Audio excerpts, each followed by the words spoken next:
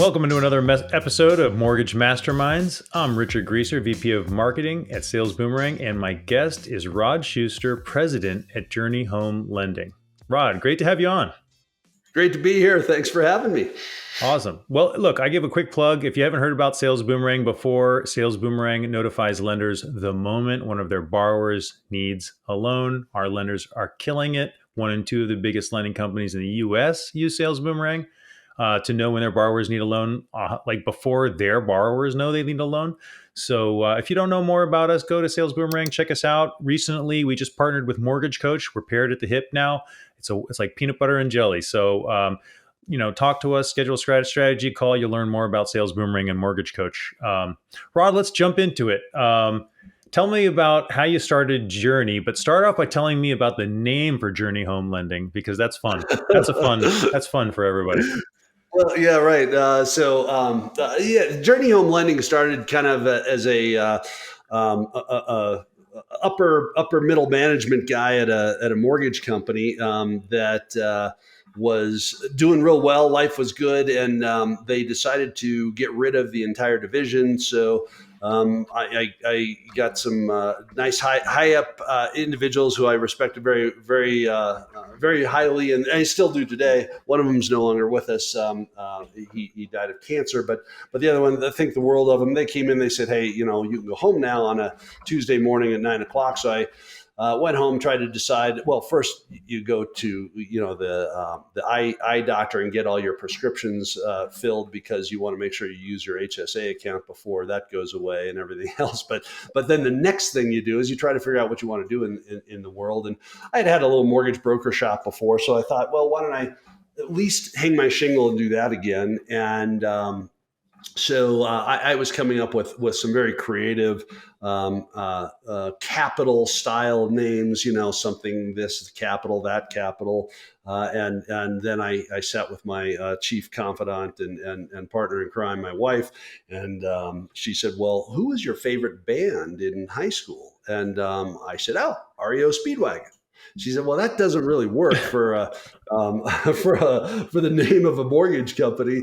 And we both agreed, well, we love Journey too. So Journey came about, and it fits well with where we were in our lives, just the next step of the journey. And so as you and I had chatted before, I kind of felt like the movie The Gladiator, where Russell Crowe is the king's right hand man, and then the next thing you know, he's fighting the battles again in the gladiator stadiums. And so kind of the same thing.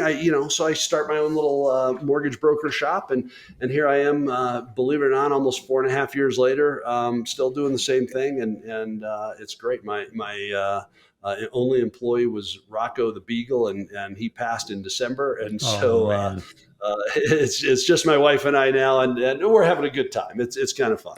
Well, you're going to learn a lot on this podcast about how to be successful when you're starting out your own business, basically. But I think that's hilarious. What's your favorite band? REO Speedwagon. How about another one? How about Journey? Let's come up with a new one. Yeah, right. Well, and she keeps me grounded that way, so it's a good thing. Yeah. Well, for everybody listening, why don't you give a breakdown of your business? A little bit about. I think you told me your breakdown between purchase and refi, kind of where you're getting business from, that kind of thing. Yeah, so it's a little bit unique in that I'm in a different phase in my life. If you could, depending on what quality of video we'll have on this, if it's somebody's listening to it in their car, it's going to be a fuzzy reception because it's more over voice and audio. But if you're actually seeing it, you see that there's a little bit of age on my side. I'm no longer 30 or 29 or 25. I've been in the business for about 27 years, 28 years or so. I serve on the board of governors of the Colorado Mortgage Lenders Association. I've been a loan originator for a long time, where I originated for years and years, and kind of a similar situation where I was a broker that cleared all my loans through one particular company.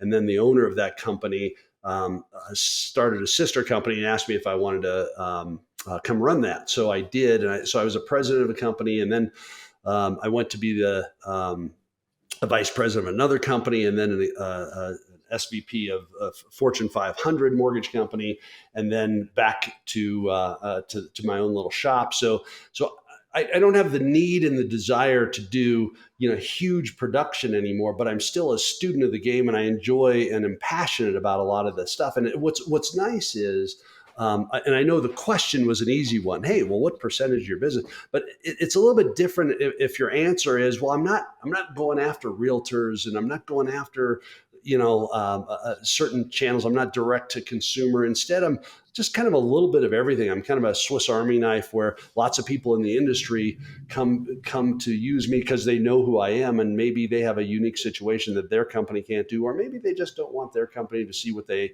earn, or whatever the situation is. But I would say in general about 60% purchase, 40% refi, and maybe that was flopped a little bit last year.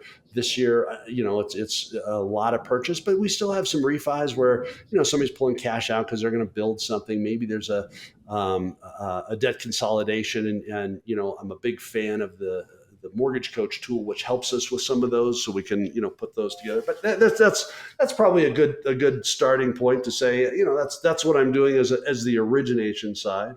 Well, let's jump into that. Tell me what you told me about Mortgage Coach when we first started talking about Mortgage Coach. You gave me one line basically, which I think they should be hanging from the top of their website, and I'm definitely going to make sure Yeah, right. Dave Dave Savage. Savage I'm is going to listening, send him right? this Although, link. I'm going to send him the link with a minute to this that's part, right. and I'm going to be like, listen to Right. what Rod says.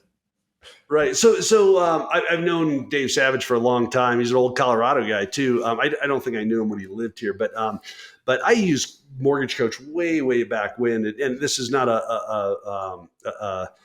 I don't get any commission when people buy mortgage. Maybe I should, Yeah.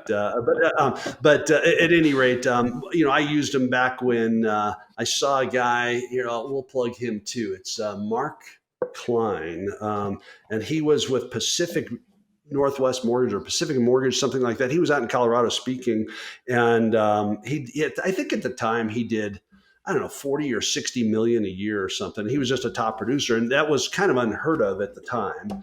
And so he was at a hotel speaking. So I went and saw him, and he said, "Hey, if you want this tool that I'm using, it's called Mortgage Coach. You can buy the CDs or the floppy disks, whatever it was. You can buy them, here for $100 off." And so I don't remember if I bought them there or ordered them, right after, but that was kind of the idea. Was I learned Mortgage Coach at the time, which was a fancy Excel spreadsheet. Maybe it's similar to what it is now. It's a lot of the same tool, but not near as evolved. And it resonated. I'm a CPA, so it resonated with my logic brain and how to have conversations with people. So I used it all the time.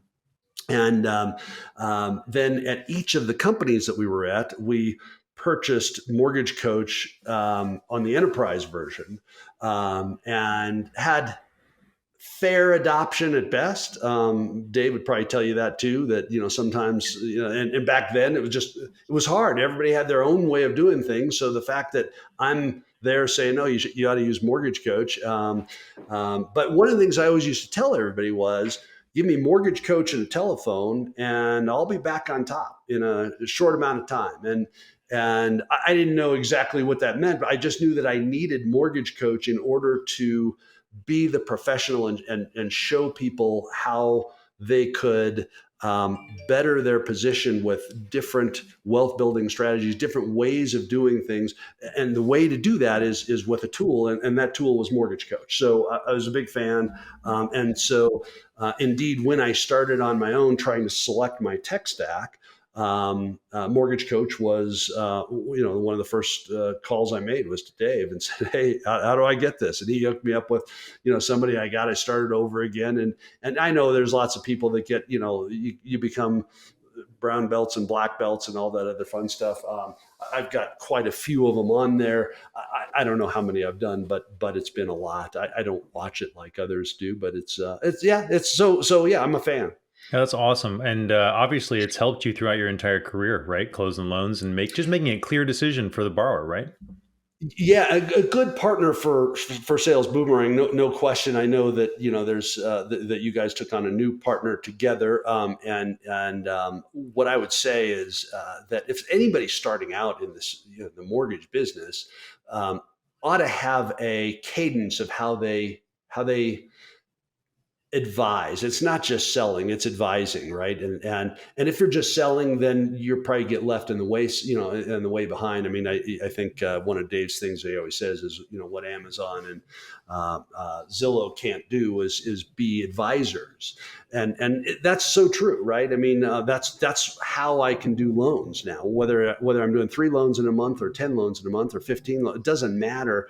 I can do it much easier by having the technology. And so I always, say, hey, look, if you're starting in this business, you should definitely get that. If you're in the business, you've been in it for a long time, you should definitely learn it and retool your brain so that you have a different way of selling against all those other people that are out there that don't have the tool. They're not advisors. They're just, they're schlepping loans, and there's nothing wrong with that. But then you get in odd markets, and we have seasons in our markets, and we're in a season now that's different than last year. And if you're just doing loans and you don't have a tool like this, it's hard to do. The same thing with Sales Boomerang, which I'm familiar with, but I don't have because I'm a broker, and it's coming, but it's not there yet for brokers. It's coming. It's coming.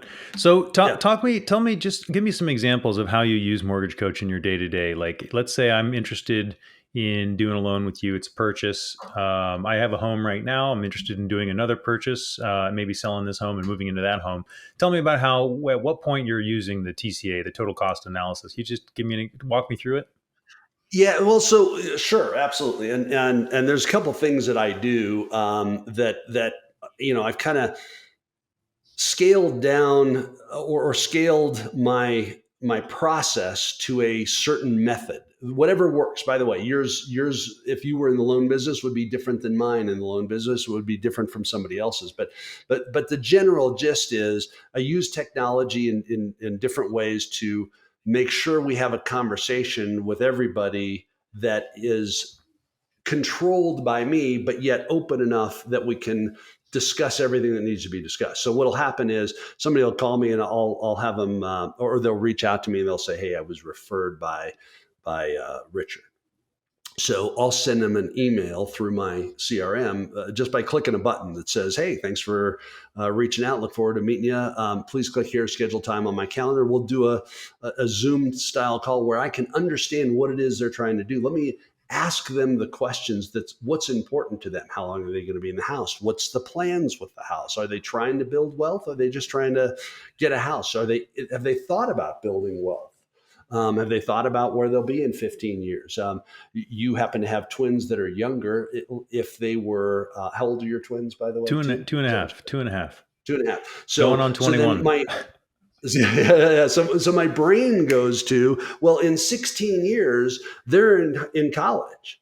And if you only have the two, then you're empty nesters then. So there's the potential for downsizing. So that's a conversation. So have you thought about that? And most people haven't thought about that. They're just, hey, no, I'm trying to come out here and buy a home because I'm moving from California or Texas, or maybe I'm not moving from anywhere. I'm just here, and I'm trying to get a home. So once I get the information and determine that it's definitely something that they are interested in moving forward with me, and I'm interested in helping them out, then I just click a button that sends them a link to fill out an application. They fill out the application, and then we pre-approve them. Pre-approving could be sending it to the underwriter. It could be just going through and doing the automated underwriting system, all that fun stuff. And once they're pre-approved, then we prepare a total cost analysis on Mortgage Coach. And this is everybody. We prepare it, and then we put it together with a video and send it to them. Again, I click another button that says "Send TCA," and it's all in there. It's pretty slick, the way that they've synced that up to the systems. And once they receive that, it says click here. To schedule time on my calendar after you viewed it. So they view it. I can see that they viewed it because it's got that technology. So I know that they've opened it up. And then we get together on a Zoom call again, and we go through it. And that's where the magic starts to happen, where, again, they haven't seen this technology before. They haven't experienced that kind of a discussion with people. I feel like this is a Mortgage Coach ad. No. But, I find it super interesting. but this is my process. So we might look at different things on there. If remind me your scenario that you threw out there. You're Someone looking to selling their buy. home and buying a new home. That's it. Yeah, so we might look on there. Here's a purchase, and in our market right now, appraisal gaps are huge. So I need to show on there what the appraisal gap might look like for them in real dollars, so they can understand. Maybe they're planning on putting $200,000 down. Maybe they're planning on putting $5,000, or whatever the number Are is. you seeing an appraisal gap on almost every home selling? Uh, every home, the offer needs to include an appraisal gap for the most part in the Colorado market. Interesting. So as long, by the way, year to date, I would say almost 100% of my transactions have not needed the appraisal gap after the appraisal came in, which Interesting. is unique too. But you, just to get in the door, you need to have it, Yeah. right? So the long piece to that is, well, okay, so what do you do?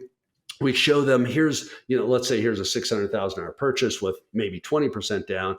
Here's a $600,000 purchase with 20% down. But so you're putting the same amount down, but now there's an appraisal gap. So maybe there's a little bit of mortgage insurance there, but maybe there's a 50, 60, $70,000 appraisal gap. And then they understand that it doesn't mean that they're bringing an extra $60,000 to closing necessarily. But the other thing that I do in the video is I refer to the referring real estate agent. If it's a real estate agent, if it's a financial advisor, I refer to that individual, and I can talk them up. Hey, so glad that you're using, Allison. She's, all that and more. I love working with her. I've been doing this for 29 years. I can do it work with anybody I want to. And I'm so glad that she's on the team, because it's going to make your job easier in buying a house, and you can focus on that, what's important, and it'll make my job easier, and she'll help make sure the I's are dotted and T's are crossed, and she gets a copy of that when I send it to the client. So she now knows that we've had the appraisal gap discussion, and she also knows what the mortgage person, me in this instance, is saying about her. So she knows with high confidence what somebody's going to say when she refers them. So again, if I was teaching people on how to go grow their real estate referral base, that would be a long piece of it, because you want those that are referring to you to know exactly what you're saying about them, and you want them to know what conversations you're having with the clients. Once she gets comfort knowing what I'm doing with each of the clients, then she's able to use my system to actually create lender letters up to a certain amount. She knows how to use that. My system will send her an update on all the clients that we're working on weekly. And as a one-man shop, that's kind of nice, because that allows me to spend less time working and more time, doing which I may want to do, which might not be working. So you right now are running your own small business. Let's put that in a bucket of 1 to 10 employees, and then you have also managed up to 1,500 employees at some huge lending companies, right? So Well, I was actually at a place, there was 1,500 loan officers, and then the sister company is the one that I was the president at. At that time, we didn't. I want to say there was a couple hundred, a maybe couple at hundred, that yeah, time. but still a different bucket, right? This is a very different Yeah, animal than yeah. a 1 to 10 shop, right? So, what I'm interested in is tell me some of the technologies that you think are essential for the 1 to 10 shop, the core. I only want the core. Like you told me, I think on our pre call, you had like five roughly. I think Mortgage Coach was one of them. Obviously, you said, give me a phone and Mortgage Coach, and I'm good to go. But why don't you go through Yeah. those five core for the small shop and then talk to me about what's different between that and the 1 to 200 enterprise Yeah, style. yeah, fair enough. So I would say the core stuff that you need. Of course, you got to start with a loan origination software, right? And the old standard for those who've been in the business for a long time is one. I don't know if I want to mention them all, because I don't want to. I don't want people to say, "Oh, wait, he's bashing that one." But there's one that's an old standard. It's been around for a long time. Last I heard, Elon Musk was not going to buy it. And it had some challenges when the MISMO 3.4 file came out, which is a new technology that was required in our industry. So I had to make a switch. Now, good news was I was only in this for a couple of years, and I didn't have that huge of a database full of files. So you need a loan origination software, and then And this is then for the the ideal small shop, right? This is the small shop we're covering first right now, right? for a small shop. Yep. Yeah, by the way, you need all this for a big shop, but with a big shop, the technology is different. We'll talk about that in a second Okay. too. But with a small shop, you have to get your own loan origination software. So I selected a new one that worked well with the other components that I use, because that's the connectivity is very important. And years ago when I did this, and in fact, Dave Savage and I talked about this a long time ago. I had built a CRM out of something that was called Goldmine at the time, and Goldmine was a like Act, if you remember Act, and it was, but it was much more open architecture, so you can make it do anything you wanted, but it was very difficult to connect it to things. So, but I had built my whole mortgage system and process out of that. So this time I went with a different one, and again, I'm happy to share what that is. But so first you need a loan origination software, and then you need a point of sale system, which is an intake one, and my preferred one for that right now is Flowify. Flowify has been great.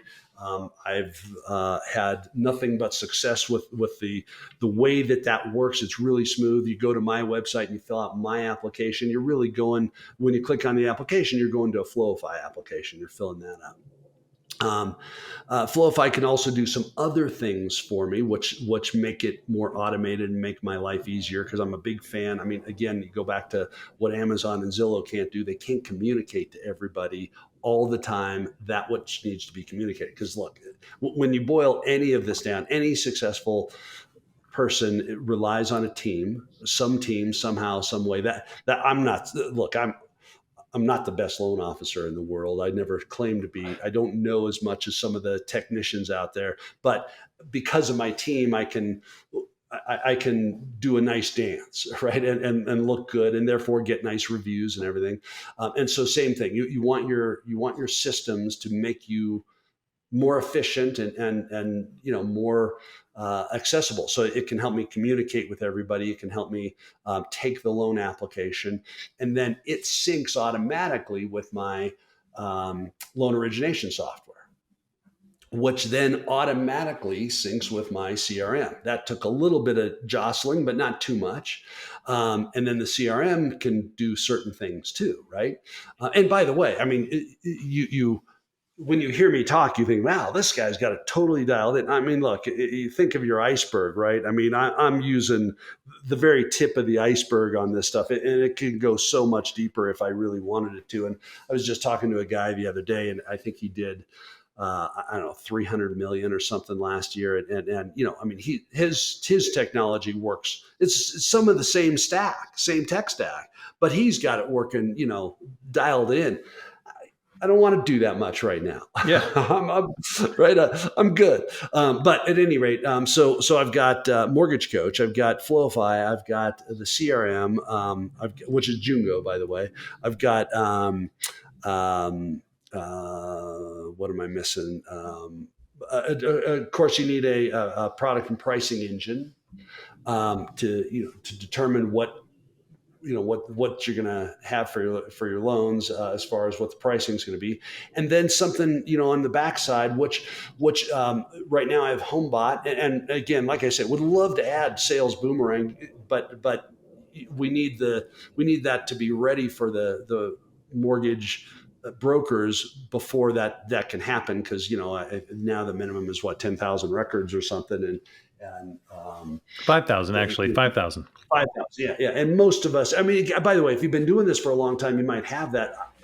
Since I kind of just opened it back up again 4 years ago, I don't have that, and Yep. We're I'm working on probably it. not interested. We're, I don't know. I don't know if I want to do that many, right? Yeah. Well, I mean, that's leads, prospects, turn downs, that's past funded loans. That's everybody who's done an app. It's a huge bucket. And a lot of folks Sure. get those lists from different places, right? You get people that meet like kind of a certain demographic, maybe criteria, and they purchase the list, right? And give it to us to You monitor. bet. You bet. And that makes sense too. I think there's lots of ways to have success at it, and my chosen method has been to have my past clients be people who somehow know me pretty well, right? So I'm not handing it off to another originator or anything at this point. And by the way, well, so are you going to, Rod? Are you going to get to 150? I don't have a desire to do that right now. I help other people who want to become brokers just because I can. I help other people that aren't brokers that are in banker You're shops. helping people right So now. I guarantee you, you're talking probably to a yeah, couple right. loan officers that Maybe are at so. some massive company and might want to go out and do it on their own, So you're, Yeah, yeah, right. By the way, kind of an interesting point there that I don't think that there's an answer that the one way is better than another. Broker shop works for me. I'm a small business guy. I used to, have a CPA firm with my dad years ago, but after I got out of the, big public accounting company, I've always liked being a small firm. Frankly, I'll bet it wasn't 2 days when I was in the first sitting in a presidential seat at a company when somebody comes in and shuts the door behind them. They come in, they're like, "Hey, we need to talk." Why do we need to talk? What's going on?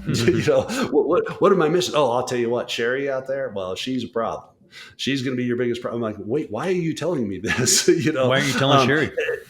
yeah, that's right. That's right. Well, and on to big public, company where, I don't know how long I was sitting in the seat, maybe 3 weeks, maybe a month. And I get a call from HR from headquarters out in Miami. Hey, Rod, I'm flying out there. We need to talk about one of your employees. Okay.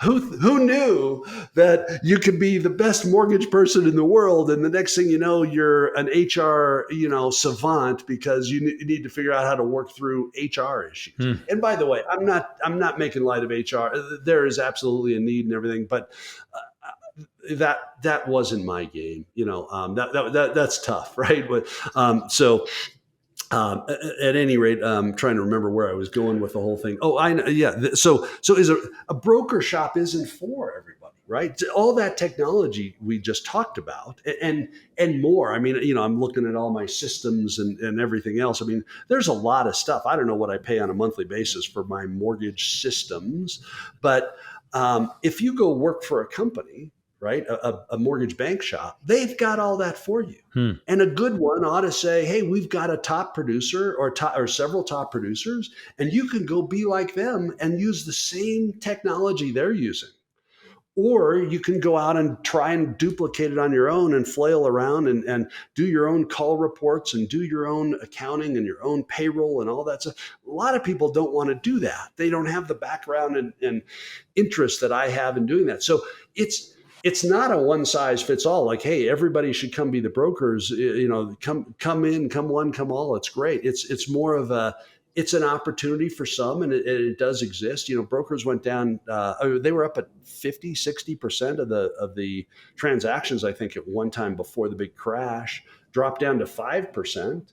And I think it's around 20% now. And it'll keep climbing higher, but don't be misled by the protections that your company provides you too. I mean, compliance is a real thing. The CFPB is a real thing. I've been through CFPB audits, not as a broker, but as a banker. And hey, there's more fun ways to spend your day I'll bet. than, I'll than bet. having those guys, ask you questions and answer the questions and, do all that. So Well, there so, you go. so what's so you've got a good rundown, I think, here of the tech, and I think this is kind of like this should be kind of like, I think, towards the end of what we're going to have time to cover today. But I would like to know the difference between the big and the small. Like, what is that difference between the big and the small? Because it sounds like they just do it differently, like the same stuff, just a little bit differently.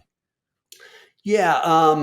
Or is there anything missing, Maybe, additive that's not maybe. there? So as a small guy, I can decide and make quick changes, providing I can get the experts to help me make those changes, which sometimes is tough. I mean, finding a Jungo expert, it took me 3 or 4 or 5 people that I went through, and even still, it's expensive. You're paying on a hourly basis, but I can decide exactly what I want it to do. When X happens, I want Y to be the result. If this, then that, right? And all I got to do is design it and tell somebody I want to build it, and also be aware enough that it's compliant, right? So that's an important piece, because I think a lot of people are out there doing things that they really shouldn't be doing if they don't know that. So to them, it's just had no idea. It's not that they're intentionally breaking a law; they just don't know. Sure. Um, and by the way, I could be doing some of that too, because it's not like my compliance is. I mean, I pay a guy on retainer for compliance. When I have issues and questions, I ask him. But there's some things I don't ask him about, and who knows? Maybe there's something there as well. But now compare and contrast that to bigger companies who build the technology.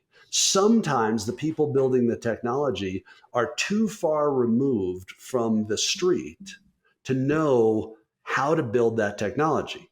Now, I'm not saying that's true in every company. And so then they're saying, hey, here, team, here's some stuff. You should use it. And the team is going, well, I'm not going to use it. I'm not going to learn Mortgage Coach. Well, unless I'm using Mortgage Coach and showing them that I'm wildly successful with it, why would they want to, just learn it? They've got plenty of other stuff to do, Hmm. right? So I think that's one of the big keys. The other big key is the technology in the bigger companies is moving along at a lightning pace. And while I've had clients that work at big banks, major banks, international banks who are in the mortgage department there, and I've done their loan, and they say, "Gosh, our company keeps telling us how they spend $20 million on technology, and Rod, it doesn't hold a candle to yours." Wow. And I'm spending $79 a month for this, $100 a month for that, $59 a month for this, right? Because each of the pieces that I select serve the right purpose, and they do it in the right way. But that doesn't mean that the next thing coming around the corner is not going to be substantially different on the bigger companies, where they can the technology, the AI, coupled with the sales boomerang technology and everything, is going to eventually make loan originators, I don't want to say obsolete, but it'll change the way we're doing business over the next 5 years substantially. And I'm not sure how the brokers will keep up with that. Well, that's still yet to be seen with the technology, because it's tough to keep up with it all too. Yeah, for So I sure. don't know. Does that answer your question It a little does. bit? It does. And there are some companies that we know that we're partners with that do exactly what you're describing. For example, Capacity AI. I mean, loan officers who work for example, one of our clients, Assurance, who uses them, they can literally go talk to their. It's an AI chatbot, and they can talk to them and be like, today, what do I need to be working on? And they get a prioritized list basically of, the highest opportunities toward that's farther down the pipe. They know exactly like what they should be doing with their day. They don't have to think about any of this stuff. The AI is telling them what to do. That's pretty That's amazing right. in terms of efficiency, right? Like, you don't wake Yeah, up and yeah. sit there with a pen and paper and be like, oh, what should I do today? Who should I call Who should I today? call? No, Right, they're right. like, no, you call Rod right now, then you call Richard. You know what I mean? Right. Well, and eventually, I mean, there's a company out there. They go by the name Finify now. I don't know if you know Jason Seedig. Really bright guy, and he served one of the companies that I worked for with technology. And one of the things that he did was he started. He sells his system, so to speak, to bigger companies, and in order to hone and develop that system, he started a little shop, a little broker shop. Hmm. It wasn't that he wanted to get really big in the broker business. It's that he wanted to prove out the Hmm. technology and see it firsthand and figure out what needs to be done as he builds and sells to bigger companies. And so, I mean, he's a extremely bright guy. And if he's out there doing that, there's lots of other companies I'm sure that are doing similar things that will really change the way that all of the mortgage companies do business, right? Yep. And that's what's coming around the corner, and that's what we get the exciting seat to watch and be part of, and that's the beauty of the business. It continues to evolve just like everything else does. Well, look, I think you said it a couple times. I think the theme for this episode is that you're very comfortable what you're doing. You do a good business and kind of more money, more problems, right? Like a lot of people have that assumption that everyone wants to do more. Well, you're breaking that mold right there and saying like, no, I'm pretty comfortable where I'm at. I mean, doing more sounds like a lot more problems I'm going to have to deal with as well, right? Yes, I mean, coupled with a couple of things. Fortunately, I've got a few years behind me Yeah. where I mean, I don't know how to spend. I only know how to save. So so the good news is, I don't need that next loan, and I think a lot of people forget that. I mean, the first few cycles you go through, hey, let me go buy the nice car. Let me go buy the nice this. Spend on all the meals and sushi and all that fun stuff. Um, and the more you do that, the more you're going to have to pay the piper later on. But yeah, for me, I'm in a different place now. My kids are graduating. My daughter's graduating next week. My son graduated a little bit ago from last December from college, and I want to be able to play a little bit and have some fun. My wife has some health issues. We want to make sure that we can go play and do everything before those creep up, too much. So it's not about the money anymore. It's more about what gets the ticker moving, right? And what's enjoyable. And I'd much rather enjoy my life than have all the money in the world anyway. So, Yep. yeah. I love the advice you gave me. I'm a twin dad. He's Rod's a twin dad if you're listening, and Rod's in season 21, basically of 22. 22 and a half, I'm I in guess now. Yeah. season 2 right now. Crazy stuff is happening. I think it's a whole different cast of characters in your seasons, but I definitely love the advice you gave. It's a good one to end the episode on. I think good people. Just make sure you're focusing on raising good people, and I love that. Yeah, So, yeah, yeah. Specifically, you had said, "Hey, does it feel good to get them off the payroll?" And while yes, that feels nice to get them off the payroll, but what really feels nice is to be able to rest your head on your pillow at night and be able to know that you've raised two good people that have good hearts, that look at the world the way that you want them to look at it, that ask good questions, that are good communicators, that aren't scared of things, are not just stuck in their iPhones, and they can actually have great conversations. And when other people tell you what great kids you have, that's what it's all about. That's nirvana. that's awesome. Well, Rod, thanks so much for joining me on the podcast, and keep killing it, man. Keep enjoying life. I love it. My pleasure, Richard. Enjoy chatting with you anytime. Thanks for listening. If you like the podcast, please give us a 5-star rating, subscribe, and tell all your friends about the show. We at Sales Boomerang started this podcast to elevate the mortgage lending industry by sharing the kind of exclusive, insider knowledge from the successes and failures of the best of the best. The foundation of every successful lender is borrower retention. Sales Boomerang is the #1 fully automated borrower retention system in the industry. 1 in 2 of the biggest lending companies in the United States use Sales Boomerang to make sure they reach out to their borrowers when they need a loan, and more importantly, before their competitors do. If you want to learn more about Sales Boomerang, check us out at salesboomerang.com.